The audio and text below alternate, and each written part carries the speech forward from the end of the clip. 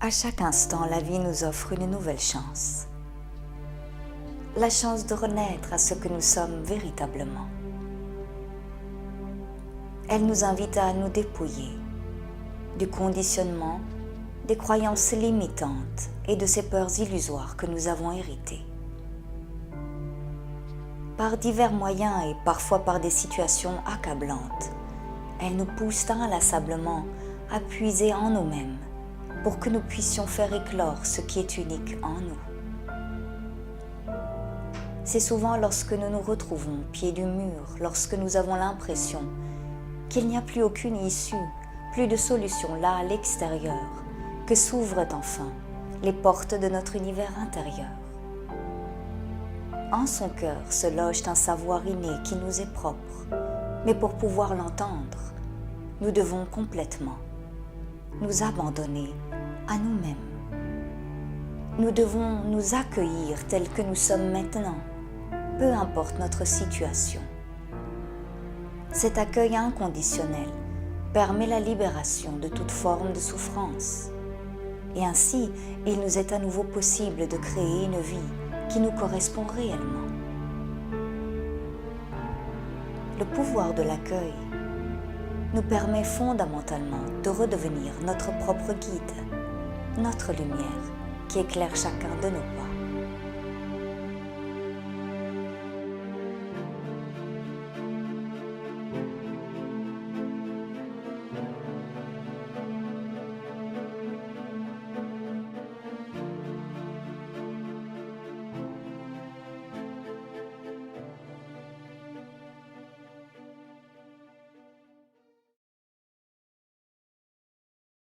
J'ai découvert le pouvoir de l'accueil à travers ma propre vie.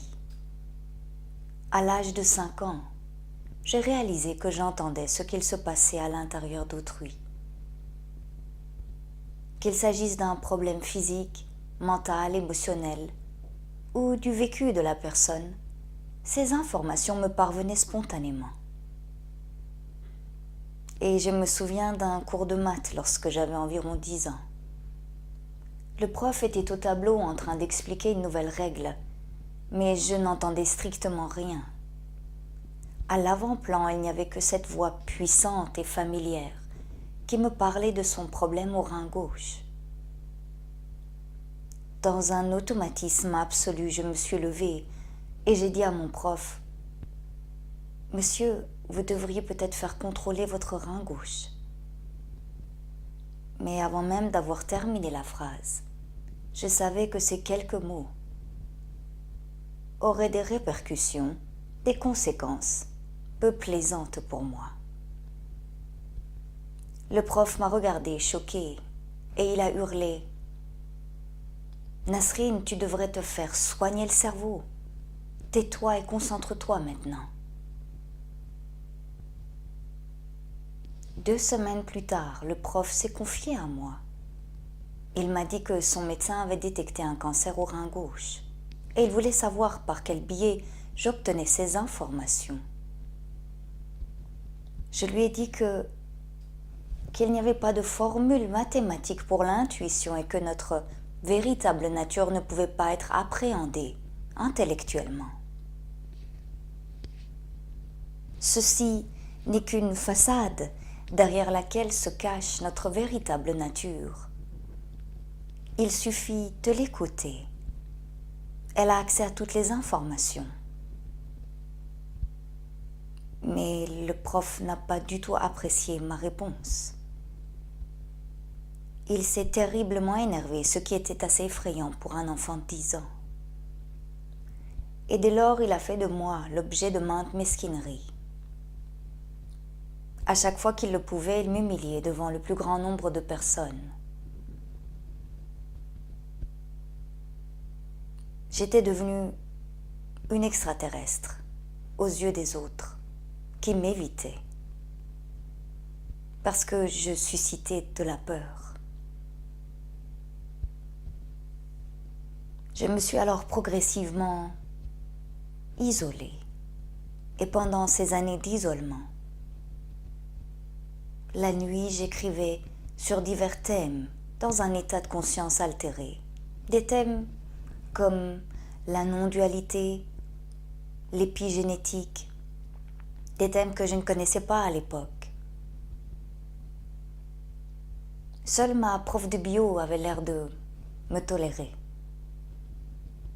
Alors un jour, je lui ai transmis les écrits sur l'épigénétique, plus précisément les corrélations qu'il y a entre les émotions refoulées et certaines parties spécifiques de l'ADN.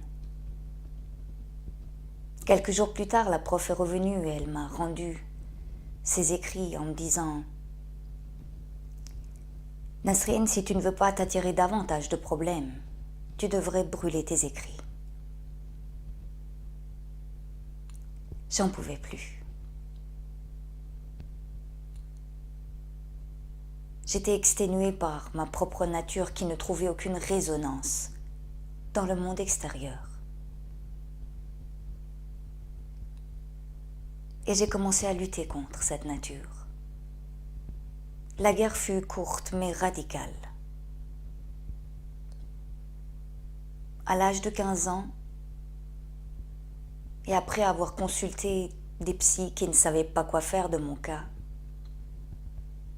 j'étais prête à mettre un terme à mon existence.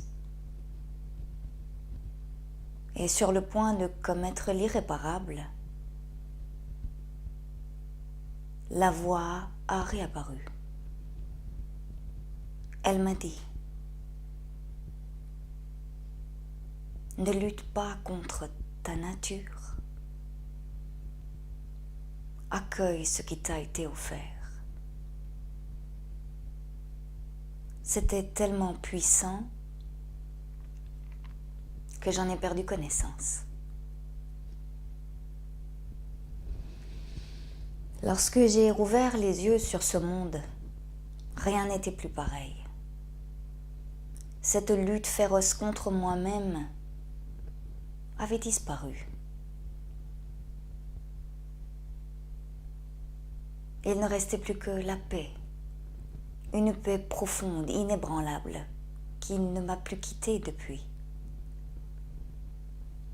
Tout est devenu évident. J'ai réalisé que cette voix n'était pas issue d'une source extérieure.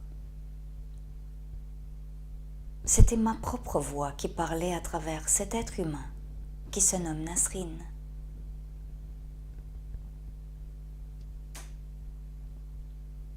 Depuis cet événement, ma vie a complètement été bouleversée. Elle s'est transformée à tous les niveaux. J'ai pu partager mes écrits avec des chercheurs en épigénétique, en physique quantique, etc.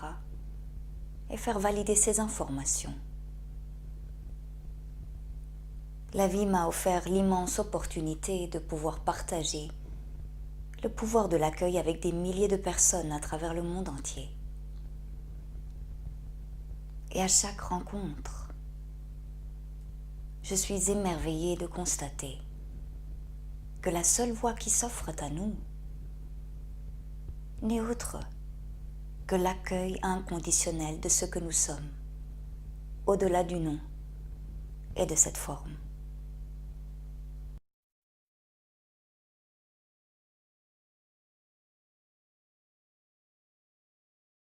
La première personne que j'ai eu l'honneur d'accompagner s'appelait Lily. Elle avait 5 ans et elle était atteinte de leucémie. Pour son anniversaire, je lui avais amené une peluche à l'hôpital. Et Lily s'est amusée comme l'aurait fait n'importe quel autre enfant. Jamais un enfant ne dira « Il faut que je lutte contre ma maladie ». Il vit dans cet état d'accueil. Il ne porte aucun jugement. Il est libre de toute appréhension, de toute anticipation. C'est ainsi qu'est né l'être humain. Il l'a simplement oublié.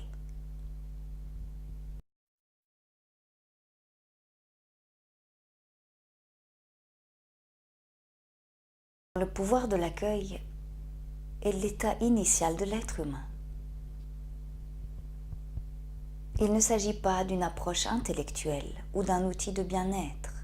Pourtant, les gens pensent souvent avoir besoin d'un outil pour accéder au bien-être et pour créer une vie qui leur correspond réellement. Mais non, nous n'avons besoin d'aucun outil parce que nous sommes l'outil de la transformation.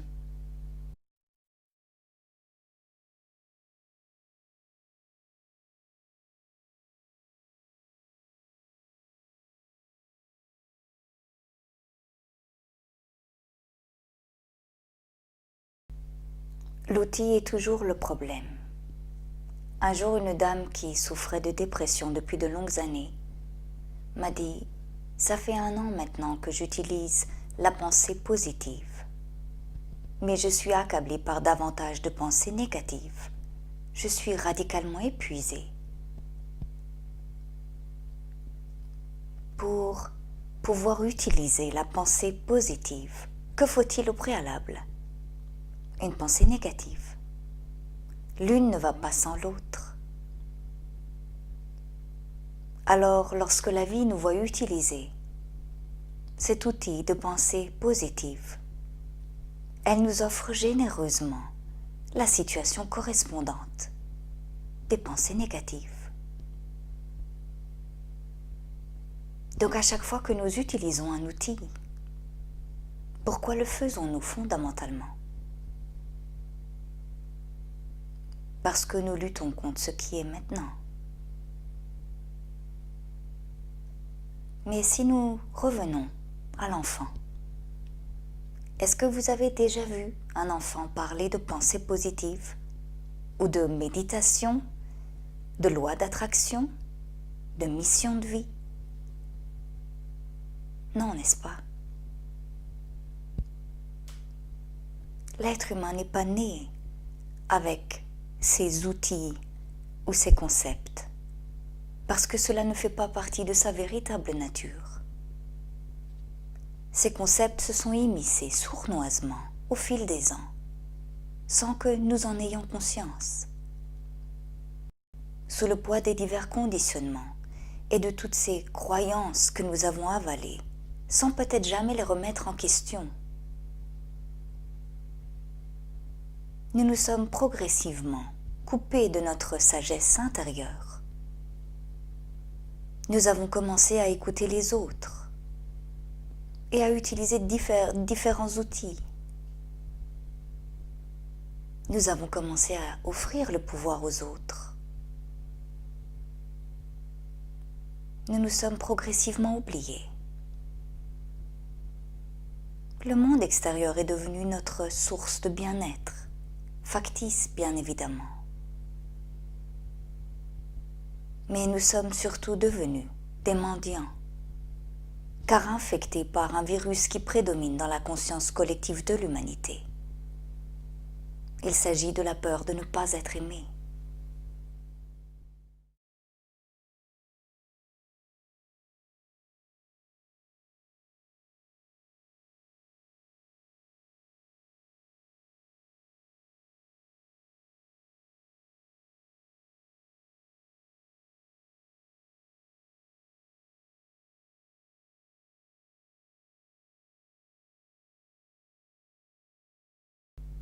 À combien de reprises avons-nous rendu service à quelqu'un alors que cela ne résonnait pas pour nous?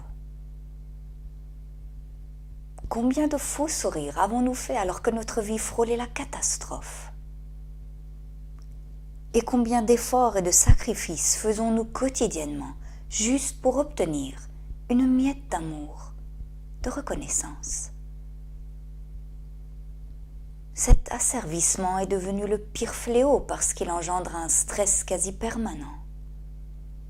La pression est telle parce que dans le conditionnement collectif, il est inscrit que l'amour se mérite.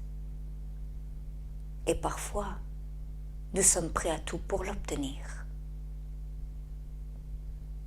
Mais même si toute l'humanité nous aimait maintenant, cela ne rassasierait jamais notre espace intérieur. Pourquoi? Parce que c'est de notre amour-propre dont il a besoin.